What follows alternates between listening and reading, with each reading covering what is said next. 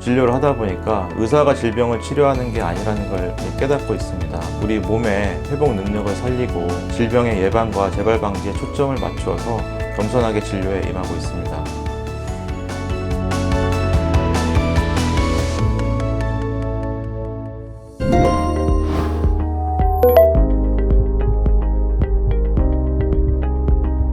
안녕하십니까. 저는 미래신경과 의원 전성호 원장입니다. 신경과는 현대인들이 가지고 있는 가장 흔한 증상 중 두통이나 어지럼증을 비롯하여 고령화되고 있는 사회에서 점차 발생이 늘고 있는 치매, 뇌졸중, 파킨슨병 등의 퇴행성 질환에 대해 치료하는 과입니다. 특히 뇌졸중과 같은 응급을 요하는 병의 경우는 신경과에서 다루고 있는 주요 진료 과목 중 하나이고, 현대인들에게 급격하게 늘어나고 있는 동맥경화증이나 고지혈증, 고혈압 등 이 혈관성 질환도 신경과가 다루고 있는 주요한 질병입니다.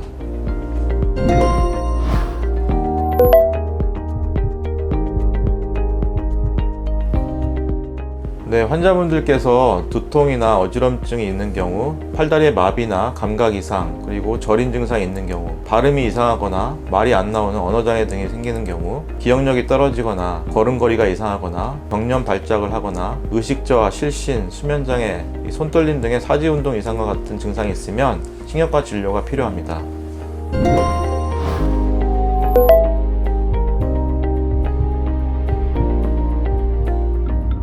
두통은 우리가 흔히 평생 한 10명 중에 6명 이상 발생하는 매우 흔한 증상입니다. 그래서 두통이 생기면 환자분들은 혹시 내 뇌에 무슨 문제가 있지 않을까 걱정을 하지만 대부분 뇌에는 심각한 질병이 아니고요. 뇌는 아이러니하게도 통증을 느낄 수 없는 구조입니다. 통증을 느끼는 구조는 뇌를 싸고 있는 혈관이라든지 뇌 주변에 있는 근육이나 구조물들이 통증을 느끼게 돼 있고, 그래서 크게 우리가 1차성 두통과 2차성 두통으로 나누게 되는데, 1차성 두통은 우리가 편두통이나 긴장성 두통을 말하는 거고, 2차성 두통은 말 그대로 뇌 자체의 기질적인 원인, 특히 이제 뇌혈관 질환, 뇌졸중이나 뇌종양 등의 이상이 있을 때 2차성 두통이라고 얘기를 합니다. 그래서 우리가 구별을 해야 되는 거는 2차성 두통 중에서도 생명과 직결되는 질환이 있기 때문에 꼭 신경과 전문의의 진료가 필요하다고 생각을 합니다.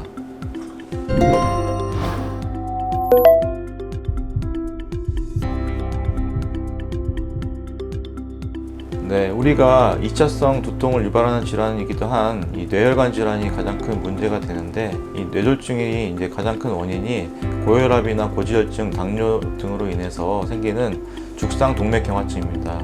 따라서 이러한 이제 원인을 진단하고 치료하는 게 1차적으로 이런 뇌졸중을 예방할 수 있으므로 신경과 전문이라면 누구보다 이런 질환들을 잘 관리해 드릴 수 있다고 생각을 합니다. 특히 혈관이 막히기 직전까지 별다른 전조 증상이 없는 경우가 많아서 이런 질환들을 조기에 발견하고 관리하는 게 매우 중요합니다. 이런 질환들은 유전적인 소인도 있지만 대부분 후천적으로 잘못된 생활 습관이 주요한 원인이 될 수 있고요.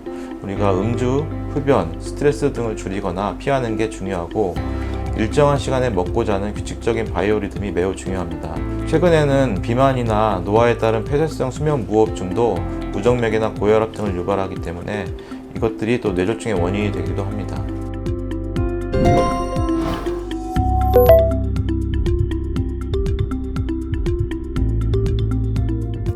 네, 신경과를 선택한 이유가 있습니다. 가장 큰 이유는 이제 제가 꿈이 원래 의료 선교사였고, 그리고 이제 저희 아버지께서 뇌성마비 환자분이셨는데, 그 뇌성마비는 치료 방법이 없더라고요. 그래서 제가 신경과를 공부를 하면서 뭔가 좀 아버지께 도움이 될 수 있는 그 일을 할 수 있지 않을까 해서 선택을 하게 되었습니다.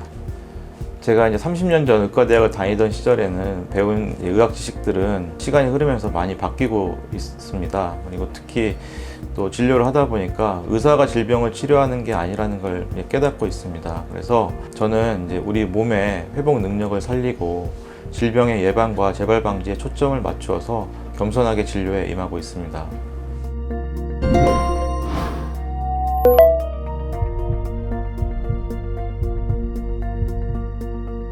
네, 아무래도 신경과는 젊은 분들보다는 좀 연세가 있으신 분들이 많이 오십니다. 이분들의 가장 큰 특징이 바로 비타민 D 부족인데요. 비타민 D가 단순히 뼈에만 영향이 있는 게 아니고 체내 면역을 위한 아주 중요한 요소입니다. 그래서 식약과뿐만 아니고 다른 많은 과들에서도 많이 추천을 하고 있습니다. 이 닥터 엔젤의 비타민 D3 K2는 이 비타민 D3 섭취뿐만이 아니고 비타민 D3가 칼슘을 뼈로 운반을 할 때 석회화가 유발할 수 있는데 그 석회화를 방지하는 효과가 있기 때문에 혈관이나 뇌에 불편을 겪고 계신 환자분들께 더욱 추천을 드리고 싶습니다.